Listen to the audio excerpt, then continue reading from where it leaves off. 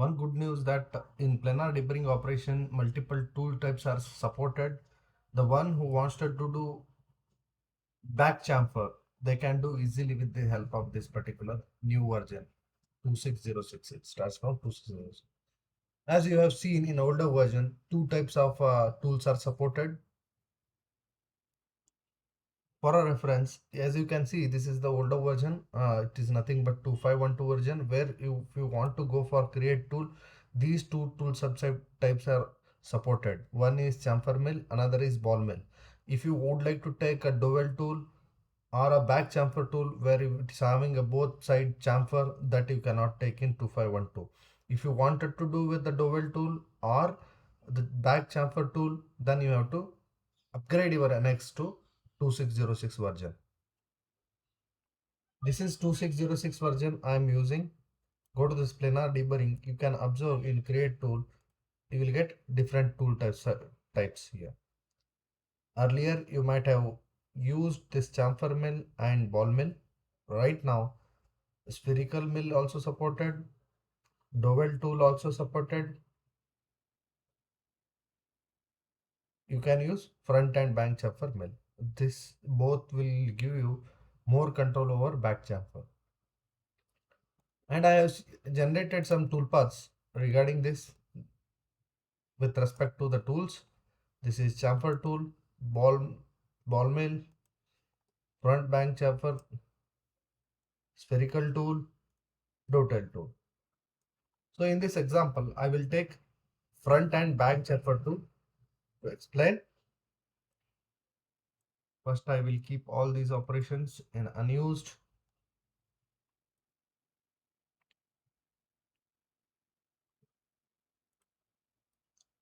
Insert operation, go for planar deburring. And here I will take a tool. And also you may observe one thing, when I change the tool type, automatically these options which are available, which is going to change. Currently it is showing front chamfer and front chamfer size. It is showing if I'm using front and back chamfer, then you may observe the options which are there will get changed. So I will keep as it is with the diameter 20 total diameter, and neck diameter I will specify it, whatever it is giving, that I will keep as it is. If you want to change, you can change it from here. B1 B2 will help you to keep this angle. If you want to change, you can change it anytime. So you'll keep as it is 45-degree chamfer tool. You can see here right now I took back, front and back chamfer, and tooling cutting side you may observe cutting side is front side. If you want back only, then keep back. If you are interested in both with the same tool, then you have to keep both. So this will allow you to expand this back chamfer settings and front chamfer settings different, and you can specify different values as well depending on your need. Whenever you are using front chamfer where you would like to do 0.5 mm chamfer, so this front chamfer size Z offset will help you to decide depth of the chamfer, and front chamfer size will help you to give or to specify side how much you wanted to go. You may observe in image that orange color lines are highlighting, that is front chamfer size, which is sideways how much you want to go. Right now I have kept both the values 0.5. It means it is doing 0.5 chamfer with 45-degree, because cutter is having 45-degree chamfer with it. If you want to change, you can change the angle as well in tool. Right now front chamfer I have given, and back chamfer also. If you wanted to keep the same value, then keep this option same as front, this back chamfer setting. If the value is different, then you need to go for specify, and you need to specify that particular value. In this example I will consider 0.25 and 0.25 in a back Z offset and chamfer size. Okay, one may say like it's showing a dowel tool. it is irrespective because I am interested in only back chamfer. If you keep here, then it is showing front one. So while seeing or imagination, you will understand which portion is cutting. That's why this type of is given, but actual tool is front and back chamfer. If I generate here tool path, so you may observe wherever the sharp edges are there it is getting machined, automatically getting machined by using front and back chamfer. Sometime I don't want everywhere, then we have to go to the geometry and we need to specify the area where we would like to cut. In cut direction, you can decide whether you want a conventional cut or climb cut. You know this. In many operations, I have explained this cut direction, even though I will explain once again.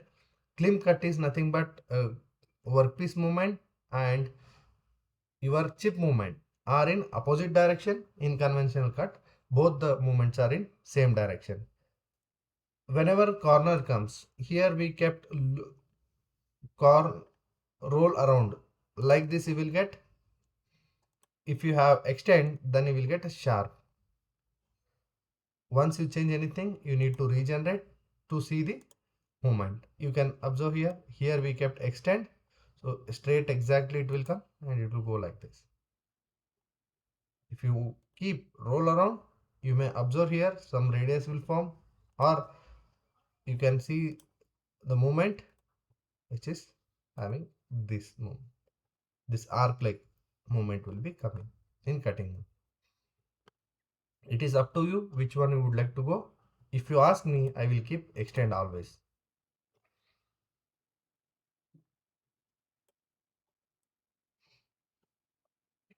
So that I will get appropriate shape.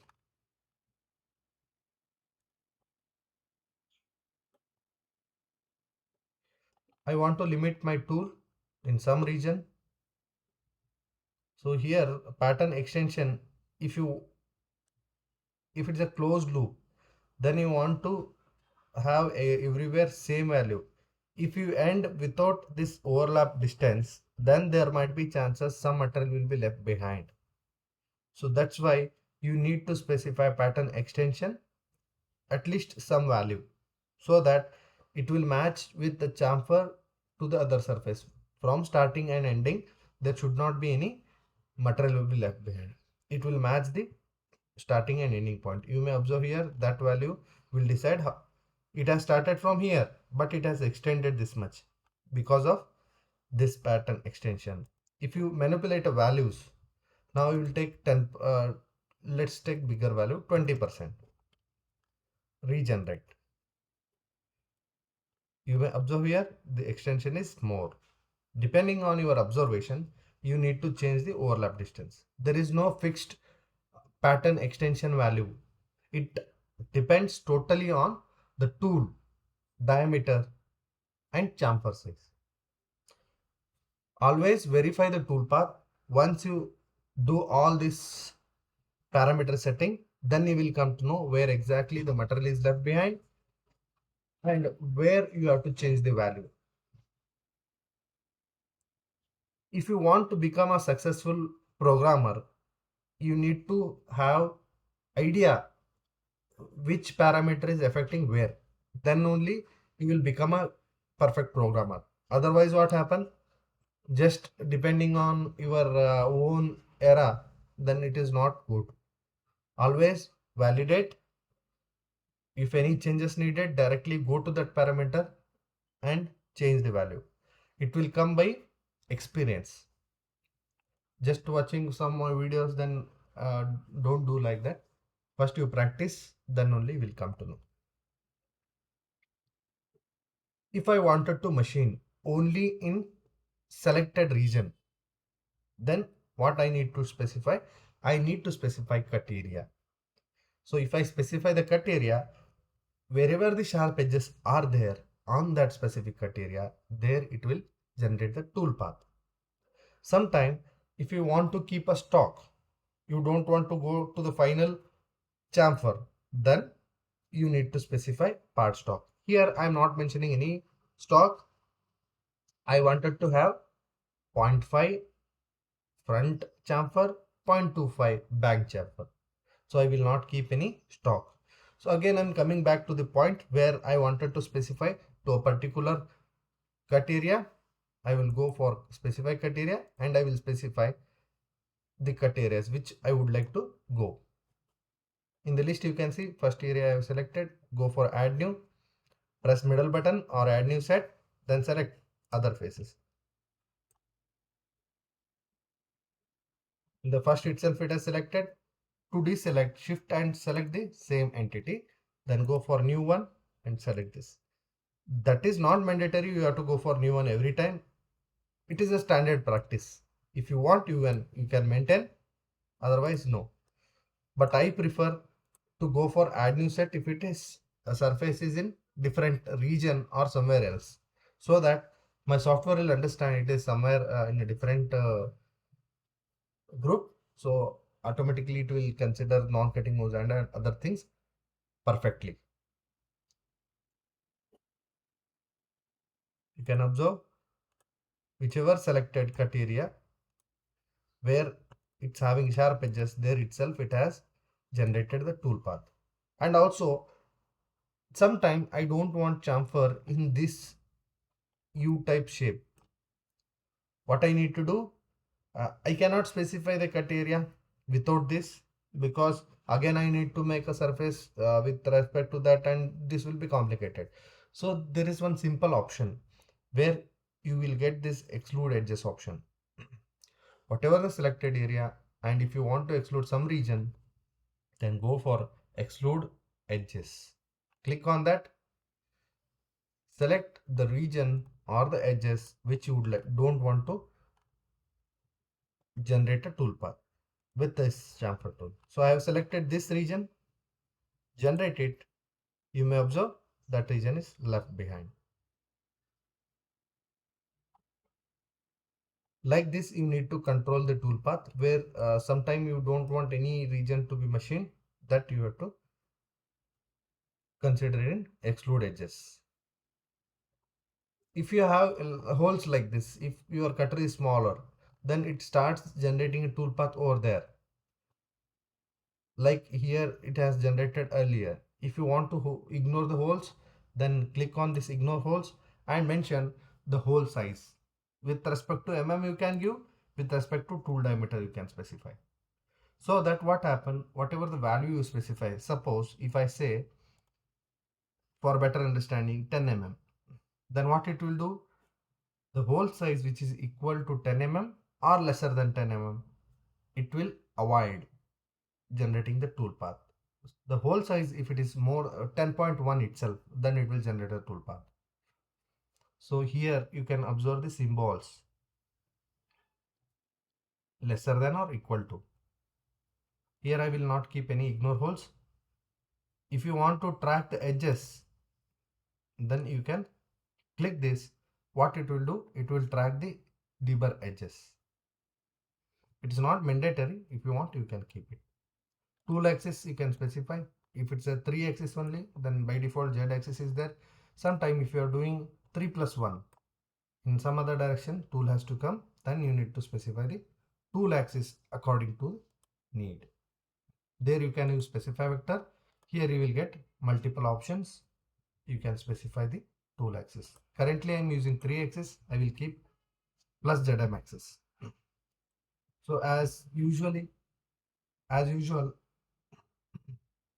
whatever the feed and speed we specify in other operations, similarly we have to specify for this operation. Here I will specify spindle speed as 2500, random values I'm taking 850. Here I will specify, and just you need to calculate. Then come back to the smoothing. Wherever you want a smoothing, you can specify. So what happen, whenever the movements are there in air, that if you want to change to straight movement to the circular, then you have to specify. I avoid this always. So rapid movements are in non-cutting moves doesn't affect your any movements. why this has given, sometime what happen, you feel some jerk movements in non-cutting moves. If you want to reduce, then you have to keep smoothing on. It's for non-cutting moves especially. In engage, you may observe there is arc and linear plunge. Always keep linear or arc, that will be safer whenever it is a closed region. Plunge if you are doing, so only if you are doing front chamfer, then you go for plunge. If you are doing back chamfer, do not go for plunge. And arc height, how much it has to take, radius which is forming, and arc angle with which it is engaging. In image also you can observe, you can change it according to your need. Ramp angle, would like to specify, you can specify. Extend before arc, extend after arc. This option is very much important when you are machining aerospace components. Retract value same as engage we have kept. If you want to specify anywhere, like which is starting from somewhere here, if you want to start it from here or somewhere, that you need to specify start point by using this start point. I will directly go for transfer and rapid. Here clearance options which you give, that it will take. If it is going to the clearance option, use inherit. This means it is taking clearance from MCS which you have specified. Otherwise, if you would like to give, you can specify by changing here. So it will have clearance from this. Collision check, if you turn on, you can turn on for non-cutting moves, because cutting moves anyhow it will do overcutting. If you see here, 0.5 it is overcutting here, 0.25 it is overcutting here. That's why it is specifically mentioned check for non-cutting moves. What it will do, it will check the collision. If it is there in between fixture or your component, there it will avoid machining. Directly it will lift to a safer distance, then it will move to the other region where material is available. In image also you can observe, this is one precaution you need to take before generating any tool path. Whenever it is gouging, it will get retracted. Do not keep warning. If you keep warning, what happens? Warning, it will go and again it will generate tool path over there. Always try to take retract or skip. Do not take warning. If you are very careful, then you take that warning.